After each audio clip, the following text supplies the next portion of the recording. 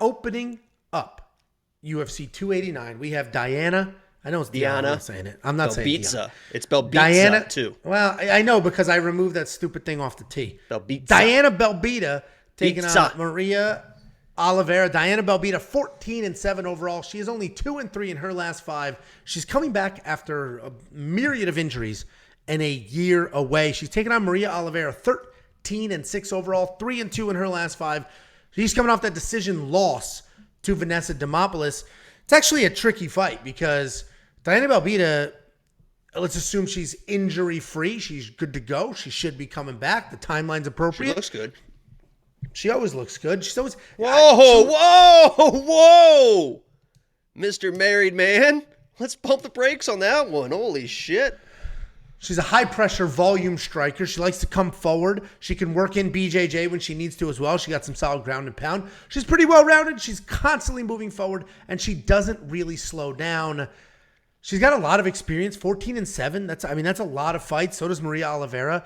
At times, we will see Diana sort of chase something, give up a position, really, make a low IQ mistake there, looking for a finish. But for the most part, technical striker, high volume, going to keep coming forward, keep trying to make something happen. Taking on Maria Oliveira, right? Diana hadn't fought in a year. Maria has fought 3 times in that time span.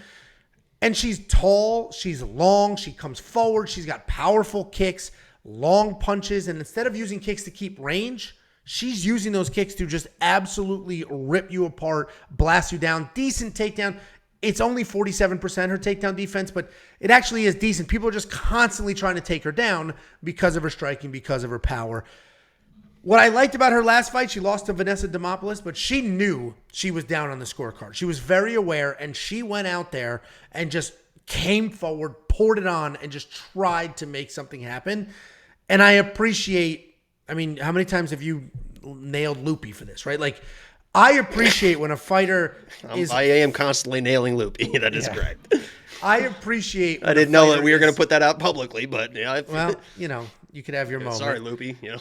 I appreciate when a fighter is aware enough to know what's going on and to make those changes. I'm losing. I need to go out and make something happen.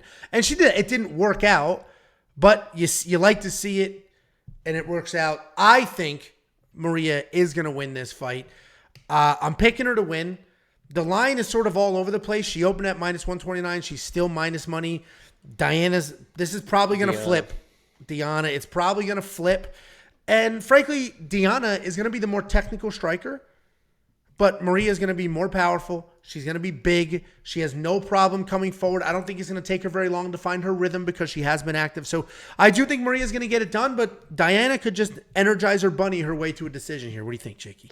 I will say, first of all, when it comes to the power of Maria, I kind of went down the rabbit hole a little bit and was looking. 7 KO, TKOs out of her 13 wins seems like a lot for a female fighter. And then you start looking at the level of competition. The combined record of the people she knocked out were 4-22, and the 4 wins came from one girl. So that means 6 of the people that she knocked out had 0 wins in that leading up to that fight, and obviously after that fight as well. So I think her power is a little bit overrated. Diana also has finishes as well, but she doesn't fight like she needs power, right? She just in the pocket, boom, boom, boom, mix up, nice kicks, nice body shots, nice head shots, very technical. She definitely is the better striker of the two. The issue is Maria, as you mentioned, is a little bit of a wild card. She does get wild. She does move forward. She does do the crazy stuff.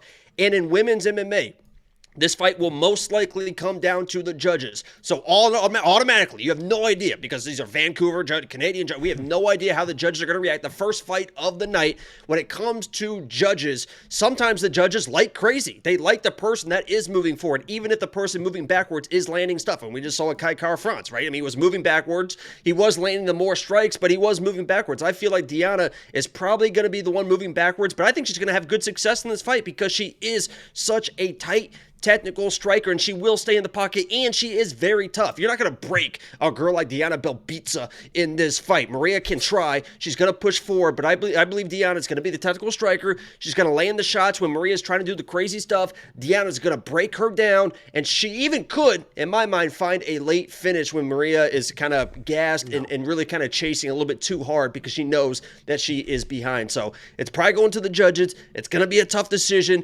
I am going with my girl Diana Belbita in this fight. I think she's the better striker in what should be a mostly striking matchup. And the odds, it's a pick 'em right now. -10, 110 both ways. So give me Diana all day, every day, 24/7, 365, Friday night, Saturday night. It doesn't matter. I'll take her.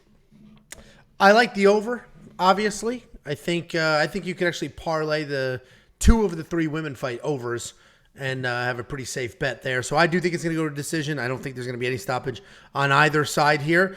And you said it's even money right now. I did these graphics at like 9 in the morning today, or updated I do the graphics a week ahead of time, but I it's not the first thing I did when I woke up. I've had like 11 filthy jokes. I just left them all there. But anyway, I would like it. I would like them. If there's a week to let them loose, I think this is it. It is not. I did the line movement portion of this at about 9 this morning. So it's already moved a little bit since then in one day. Isn't that just incredible stuff? $8,000 to $8,200 is one of them worth your DraftKings lineup. And keep in mind, we only have 22 fighters to pick from. We need to grab 6 of them. Like this is a weird DraftKings week. I mean, we can't just fade every fight. Yeah, I know. It could be because, I think this is going to be a high volume, a lot of strikes, and those could add up. And the person that comes out on top obviously gets that 30 additional points and stuff too. So, this might be one of those weird situations where the optimal lineup does sneakily have one of these females in there, because this is going to be a great fight. This is going to be a really, really fun fight. If you watch that Diana and Gloria DePaula fight, by the way, Gloria was my lock of the week against Diana. I'm sorry about that, Diana, but I was right in that instance. And that was a wild fight. They were in the pocket, in a phone booth trading. I think this could be the same way. It's gonna be a fun fight to start the card. Yeah, I think they'll get after it. I think they'll be busy. Obviously, I do think this will be a decision, as I mentioned, and potentially it could score well. Before I make a DraftKings decision, I'm gonna have to go into their DraftKings histories and just see what kind of numbers they're putting up, because I don't imagine much wrestling, and if there is some, it's gonna be on the Diana side. So we'll have to see what that looks like and what she can score. She's got takedowns in most of her fights. So she's not going to wrestle. She has takedowns in most of her fights, and she's fighting somebody with some power. She's going to wrestle. Yeah, power. Coming off a year away and some injuries. By the way, you want to bet she shoots takedowns? I'll bet this fight straight up, $100. If you have any money left after last week. The argument. Do you have any money left after last week? I went 2-0, so you might want to watch your mouth. Wow, that's huge. Do you have money left after your bets last week? My live stream bets are up $760 some dollars. So I wasn't talking about. Well, I was up money, so I don't give a fuck what you think. You know what I mean? So I will say this, but Diana, after that Gloria DePaula fight, she thought that she won that fight. It was a very close fight. Her face after that fight, when they read the decision, was like, "Fuck this!" Like she was pissed off. I think she's coming in with a vengeance, and I love those girls. I love those girls' attitude, Angelo. Okay. All right, well, if you want to see all of our bets for this fight, every other fight, see that line movement tracker, which is updated constantly, and all the tools, information. We have a 38-column spreadsheet with detailed data metrics to help you find your spots. Plus, we give you our spots and a DraftKings optimizer. This week, that DraftKings optimizer, those DraftKings statistics, the DraftKings analysis and breakdowns is more important than ever. When you have 38 fighters to pick from, you can find some spots, right? There's a lot of fighters that'll score well. You want some 50-50s and double-ups, you'll make it happen. A week like this, you really have to separate yourself, take some chances. WeOwnPicks.com, only $10 a month.